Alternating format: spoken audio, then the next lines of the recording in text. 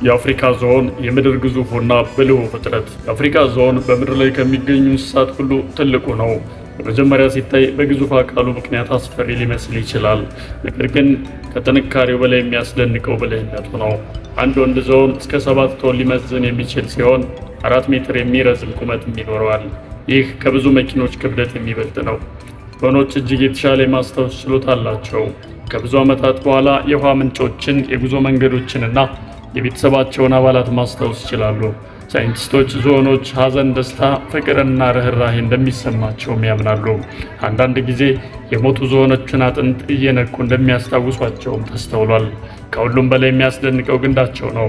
ይህ ልዩ አካል ከ400 ሺህ በላይ ጡንቻዎችን ይይዛል። በእርሱ መተንፈስ፣ መጠጣት፣ ማሽተት፣ ከባድ ነገሮችን ማንሳት እና ትንሽ ነገሮችን እንኳን በጥንቃቄ ማንሳት ይችላሉ። በተጨማሪም ትልልቅ ጆሮዎቻቸው ለመስማት ብቻ ሳይሆን ሰውነታቸውን ከሙቀት ለማቀዝቀዝም ይረዳቸዋል።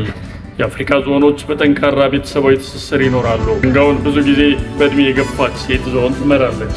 ወጣቶቹን ይንከባከባሉ፣ የታመሙ አባላት ይረዳሉ፣ አደጋ ሲመጣም አንድ ላይ ቆመው ይከላከላሉ። ይህ ትብብር ዝሆኖች ለሰዎችን ብዙ የሚያስተምሩ ፍጥረታት እንዲሆኑ አድርጓቸዋል። ዝሆኖች ለተፈጥሮም ታላቅ ጥቅም አላቸው። ዝሆኖችን በየቦታው በመበተን አዳዲስ ዛፎች እንዲያድጉ ያደርጋሉ። ውሃ ለማግኘት ጉድጓድ በመቆፈር ሌሎች እንስሳት ውሃ እንዲያገኙ ይረዳሉ። በዚህም ምክንያት ብዙዎቹ ሳይንቲስቶች የሥነ ምህዳር መሐንዲሶች ብለው ይጠሯቸዋል። ከሁሉም አስገራሚ እውነታ ደግሞ የእርግዝና ጊዜያቸው 22 ወራት መሆኑ ነው። ይህ በምድር ላይ ከሚገኙ የየብስ እንስሳት ሁሉ ረጅሙ የእርግዝና ጊዜ ነው። የአፍሪካ ዝሆን በግዙፍ አካሉ ብቻ ሳይሆን በብልህነቱ፣ በቤተሰባዊ ፍቅሩና ተፈጥሮ በሚያበረክተው አስፈላጊ ሚና ከዓለም እጅግ አስደናቂ ፍጥረታት አንዱ ሆኖ ይቆያል።